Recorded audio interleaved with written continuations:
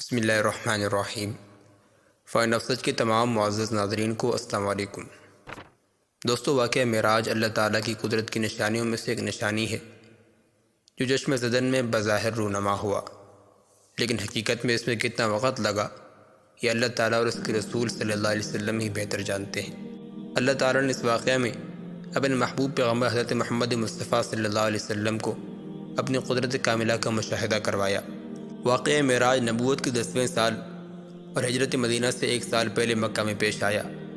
رجب کے مہینے کی 27ویں شب کس قدر پرکیف رات ہے کہ مطلع بالکل صاف ہے، فضاؤں میں عجیب سی کیفیت طاری ہے، رات آہستہ آہستہ کیف و نشاط کی مستی میں مست ہوتی جاتی ہے، ستارے پورے آب و تاب کے ساتھ جھلملا رہے ہیں، پوری دنیا پر سکوت اور خاموشی کا عالم طاری ہے۔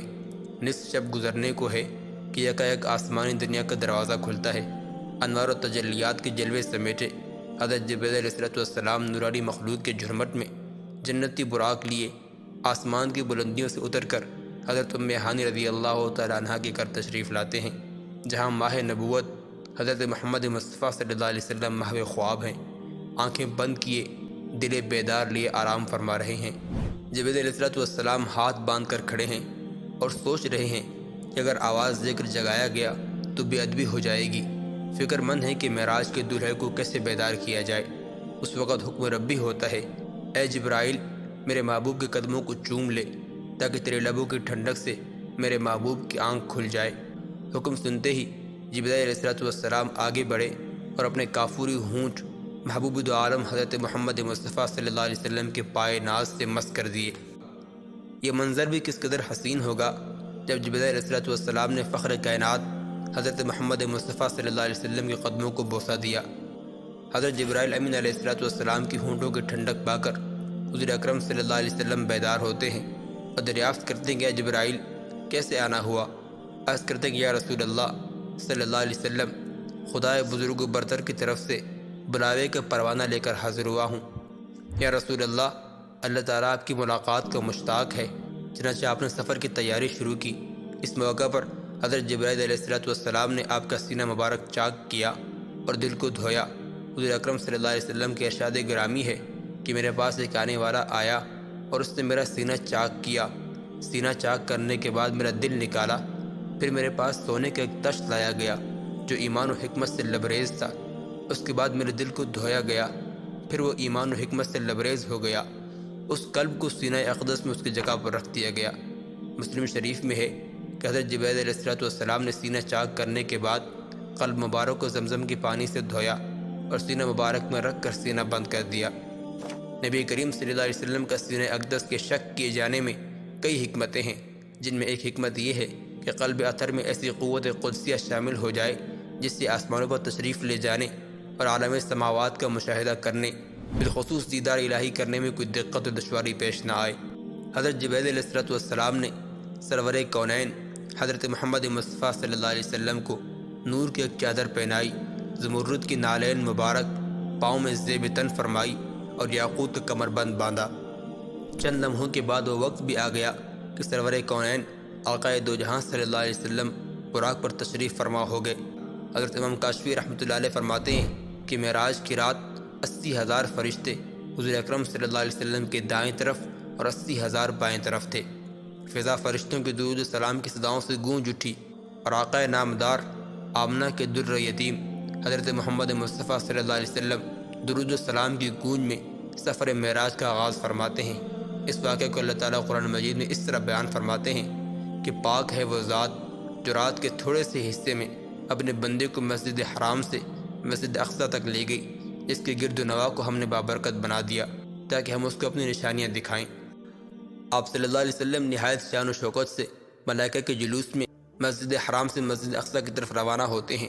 یہ گھڑی کس قدر دل نواز تھی کہ جب مکان سے لا مکان تک نور ہی نور پھیلا ہوا تھا، نوریوں کی یہ نوری بارات فلک بوس پہاڑیوں، بے آب و گیا ریگستانوں، گھنے جنگلوں، چٹیل میدانوں، سرسبز و شاداب وادیوں، پرخطر ویرانوں پر سے سفر کرتی ہوئی وادی بطحا میں پہنچی، جہاں کھجور کے بے شمار درخت ہیں۔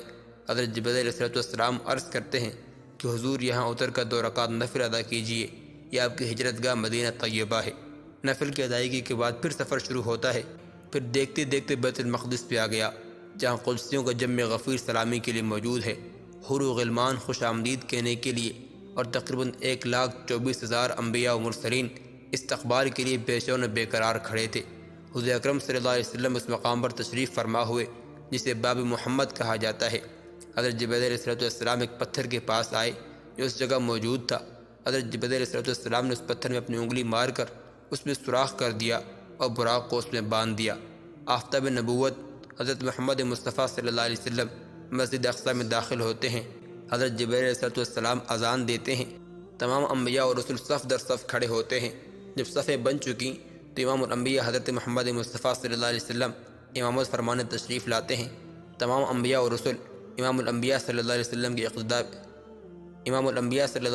کی اقتداء میں 2 رکعت نماز ادا کر کے اپنے نیاز مندی کا اعلان کرتے ہیں۔ ملائکہ اور انبیاء کرام سب کے سب سر تسلیم خم کیے ہوئے کھڑے ہیں۔ بیت المقدس نے آج تک ایسا دل نواز منظر اور روح پرور سما نہیں دیکھا ہوگا۔ وہاں سے فارغ ہوتے ہی عظمت و رفعت کی پرچم پھر بلند ہونے شروع ہوتے ہیں۔ درود السلام سے فضا ایک مرتبہ پھر گونج اٹھتی ہے۔ سرور کونین حضرت محمد مصطفیٰ صلی اللہ علیہ وسلم نوری مخلوق کے جھرمٹ میں آسمان کی طرف روانہ ہوتے ہیں۔ حضور اکرم صلی اللہ علیہ وسلم فرماتے ہیں کہ پھر مجھے اوپر لے جایا گیا۔ براق کی رفتار کا یہ عالم تھا کہ جہاں نگاہ کی انتہا ہوتی وہاں براق پہلا قدم رکھتا۔ فوراً ہی پہلا آسمان آ گیا۔ حضرت جبرائیل علیہ السلام نے دروازہ کھٹکھٹایا۔ دربار نے پوچھا کون ہے؟ جواب دیا جبرائیل۔ دربار نے پوچھا من معک، تمہارے ساتھ کون ہے؟ حضرت جبرائیل علیہ السلام نے کہا حضرت محمد مصطفیٰ صلی اللہ علیہ وسلم۔ دربار نے کہا مرحبا، دروازے انہی کے لیے کھولے جائیں گے۔ چنانچہ دروازہ کھول دیا گیا۔ آسمانوں پر پہنچنے کے بعد پھر آپ صلی اللہ علیہ وسلم کو جنت کی سیر بھی کرائی گئی، اور پھر آپ صلی اللہ علیہ وسلم اس مقام پر پہنچے جہاں قدرت کی قلم چلنے کی آواز سنائی دیتی تھی۔ اس کے بعد پھر آپ صلی اللہ علیہ وسلم سدرۃ المنتہا تک پہنچے۔ اس مقام پر حضرت جبرائیل علیہ السلام رک گئے اور عرض کرنے لگے یا رسول اللہ، ہم سب کے لیے ایک خاص جگہ مقرر ہے۔ اب اگر میں ایک بال بھی آگے بڑھوں گا تو اللہ تعالیٰ کے انوار و تجلیات میرے پروں کو جلا کر راکھ کر دیں گی۔ یہ میرے مقام کی انتہا ہے۔ سبحان اللہ۔ نبی کریم صلی اللہ علیہ وسلم کی رفعت و عظمت کا اندازہ لگائیے کہ جہاں شہباز سدرہ کی بازو تھک جائیں اور روح الامین کی حد ختم ہو جائے، وہاں آقائے دو جہاں صلی اللہ علیہ وسلم کی پرواز شروع ہوتی ہے۔ حضور تاجدار انبیاء صلی اللہ علیہ وسلم جبرائیل امین کو چھوڑ کر تنہا انوار و تجلیات کی منازل طے کرتے گئے۔ مواہب الدنیا میں ہے کہ جب نبی کریم صلی اللہ علیہ وسلم عرش کے قریب پہنچے تو آگے حجابات ہی حجابات تھے، تمام پردے اٹھا لیے گئے۔ پھر وہ مبارک گھڑی بھی آ گئی کہ پیغمبر اسلام حضرت محمد مصطفیٰ صلی اللہ علیہ وسلم حریم الہی میں پہنچے اور اپنے سر کی آنکھوں سے عین عالم بیداری میں اللہ تعالیٰ کی زیارت کی۔ قرآن کریم محبوب اور محب کی اس ملاقات کا منظر ان دلکش الفاظ میں یوں بیان فرماتا ہے کہ ثم دنا فتدلی فکان قاب قوسین او ادنی۔ پھر وہ رب العزت اپنے حبیب حضرت محمد مصطفیٰ صلی اللہ علیہ وسلم سے قریب ہوا، پھر اور زیادہ قریب ہو گیا، پھر 2 کمانوں کی مقدار کا فاصلہ رہ گیا یا اس سے بھی کم۔ پھر راز و نیاز کی گفتگو ہوئی، اسرار و رموز سے آگاہی فرمائی جسے اللہ تعالیٰ نے تمام مخلوق سے پوشیدہ رکھا۔ اس گفتگو کا علم اللہ تعالیٰ اور رسول اللہ صلی اللہ علیہ وسلم ہی کو ہے۔ رسول اکرم صلی اللہ علیہ وسلم نے ارشاد فرمایا کہ میں نے اپنے رب کو حسین صورت میں دیکھا، پھر اس سے میرے دونوں کندھوں کے درمیان اپنا ید قدرت رکھا، اس سے میں نے اپنے سینے میں ٹھنڈک پائی اور زمین و آسمان کی ہر چیز کو جان لیا۔ فخر دو عالم حضرت محمد مصطفیٰ صلی اللہ علیہ وسلم کو اللہ تعالیٰ نے معراج کی شب میں 3 تحفے عطا فرمائے۔ پہلا تحفہ سورۃ بقرہ کی آخری 3 آیتیں جن میں اسلامی عقائد، ایمان کی تکمیل اور مصیبتوں کے ختم ہونے کی خوشخبری دی گئی ہے۔ دوسرا تحفہ یہ دیا گیا کہ امت محمدیہ صلی اللہ علیہ وسلم میں جو شرک نہ کرے گا وہ ضرور بخشا جائے گا۔ اور تیسرا تحفہ کہ امت اور 50 نمازیں فرض ہوں گی۔ اللہ تعالیٰ کی طرف سے ان تینوں انعامات اور تحائف کو لے کر اور جلوہ الہی سے سرفراز ہو کر اسرار و رموز کی بڑی بڑی نشانیوں کو مشاہدہ فرمانے کے بعد جب پیارے نبی حضرت محمد مصطفیٰ صلی اللہ علیہ وسلم واپسی کے لیے روانہ ہوئے، تفسیر ابن کثیر میں ہے کہ رسول اللہ صلی اللہ علیہ وسلم براق پر سوار ہوئے اور رات کی تاریکی میں مکہ معظمہ واپس تشریف لائے۔ اس واقعہ میں اللہ تعالیٰ کی قدرت کی بڑی بڑی نشانیاں موجود ہیں۔ یہ ساری کائنات جو کہ کارخانہ قدرت ہے اور اس کارخانہ عالم کا مالک حقیقی اللہ تعالیٰ ہی ہے۔ جب اللہ تعالیٰ نے اپنے محبوب پیغمبر صلی اللہ علیہ وسلم کو اپنی قدرت کی نشانیاں دکھانے کے لیے بلوایا تو اس میں کتنا وقت لگا اس کا اندازہ ہم نہیں لگا سکتے۔ اللہ تعالیٰ جو ہر شے پر قدرت رکھنے والا ہے، اس رب کائنات نے اس کارخانہ عالم کو یکدم بند کر دیا، سوائے اپنے محبوب صلی اللہ علیہ وسلم اور ان چیزوں کے جنہیں رسول اللہ صلی اللہ علیہ وسلم نے متحرک پایا۔ باقی تمام کائنات کو ٹھہرا دیا گیا۔ چاند اپنی جگہ ٹھہر گیا، سورج اپنی جگہ رک گیا، حرارت اور ٹھنڈک اپنی جگہ ٹھہر گئی، رسول اللہ صلی اللہ علیہ وسلم کے بستر مبارک کی حرارت اپنی جگہ قائم رہی، حجرہ مبارک کی زنجیریں ہلتے ہوئے جس جگہ پہنچی تھی وہیں رک گئی، جو سویا تھا سوتا رہ گیا، جو بیٹھا تھا بیٹھا رہ گیا۔ غرض یہ کہ زمانے کی حرکت بند ہو گئی۔ جب سرکار دو عالم صلی اللہ علیہ وسلم راتوں رات ایک طویل سفر کر کے زمین پر تشریف لائے تو کارخانہ عالم بحکم الہی پھر چلنے لگا۔ ہر شے از سر نو مراحل کو طے کرنے لگی۔ کائنات میں نہ کوئی تغیر ہوا اور نہ کسی کو احساس تک ہوا۔ حضور اکرم صلی اللہ علیہ وسلم نے صبح ہوتے ہی اس واقعہ کا ذکر اپنے چچزاد بہن ام ہانی سے فرمایا۔ انہوں نے عرض کیا کہ قریش سے اس کا تذکرہ نہ کیجیے گا، لوگ انکار کریں گے۔ آپ صلی اللہ علیہ وسلم نے فرمایا، میں حق بات ضرور کروں گا، میرا رب سچا ہے اور جو کچھ میں نے دیکھا وہی سچ ہے۔ صبح ہوئی تو آپ صلی اللہ علیہ وسلم خانہ کعبہ میں تشریف لائے۔ خانہ کعبہ کے آس پاس قریش کی بڑے بڑے سردار جمع تھے۔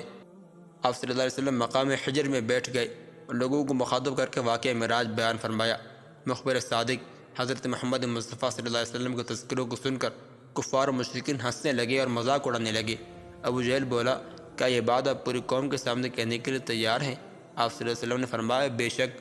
ابو جہل نے کفار مکہ کو بلایا اور جب تمام قبائل جمع ہو گئے تو رسول اللہ صلی اللہ علیہ وسلم نے سارا واقعہ بیان فرمایا۔ کفار واقعہ سن کر تالیاں بجانے لگے اور اللہ تعالیٰ کے محبوب کا مذاق اڑانے لگے۔ ان قبائل میں شام کے تاجر بھی تھے، انہوں نے بیت المقدس کو کئی بار دیکھا تھا۔ انہوں نے حضور اکرم صلی اللہ علیہ وسلم سے کہا، ہمیں معلوم ہے کہ آپ آج تک بیت المقدس نہیں گئے، بتائیے کہ اس کے ستون و دروازے کتنے ہیں؟ رسول اللہ صلی اللہ علیہ وسلم ارشاد فرماتے ہیں کہ یکایک بیت المقدس کی پوری عمارت میرے سامنے آ گئی۔ وہ جو سوال کرتے میں جواب دیتا جاتا تھا، مگر پھر بھی انہوں نے اس واقعے کو سچا نہ مانا۔ اہل ایمان نے اس واقعے کی سچائی کو دل سے مانا اور اس کی تصدیق کی، مگر ابو جہل حضرت ابوبکر صدیق رضی اللہ عنہ کے پاس دوڑا دوڑا آیا اور کہنے لگا، اے ابو بکر، تو نے سنا کہ محمد صلی اللہ علیہ وسلم کیا کہتے ہیں؟ کیا یہ بات تسلیم کی جا سکتی ہے کہ رات کو بیت المقدس گئے اور آسمانوں کا سفر طے کر کے آ بھی گئے؟ سیدنا ابوبکر صدیق رضی اللہ تعالیٰ عنہ فرمانے لگے، اگر میرے آقا نے فرمایا تو ضرور سچ فرمایا ہے، کیونکہ ان کے زبان پر جھوٹ نہیں آ سکتا۔ میں اپنے نبی کی سچائی پر ایمان لاتا ہوں۔ کفار بولے، ابو بکر، تم کھلم کھلا ایسی خلاف عقل بات کیوں صحیح سمجھتے ہو؟ اس عاشق صادق نے جواب دیا، میں تو اس سے بھی زیادہ خلاف عقل بات پر یقین رکھتا ہوں، یعنی باری تعالیٰ پر۔ اسی دن سے سیدنا ابوبکر صدیق رضی اللہ تعالیٰ عنہ کو دربار نبوت سے صدیق کا لقب ملا۔ تو ناظرین کرام، یہی وہ معراج کا واقعہ تھا۔ اللہ تعالیٰ ہمیں اپنے محبوب نبی کریم صلی اللہ علیہ وسلم کی سچی معرفت اور پکی محبت نصیب فرمائے۔ انشاءاللہ زندگی رہی تو اگر کسی ویڈیو میں ملاقات کریں گے۔ السلام علیکم ورحمۃ اللہ وبرکاتہ۔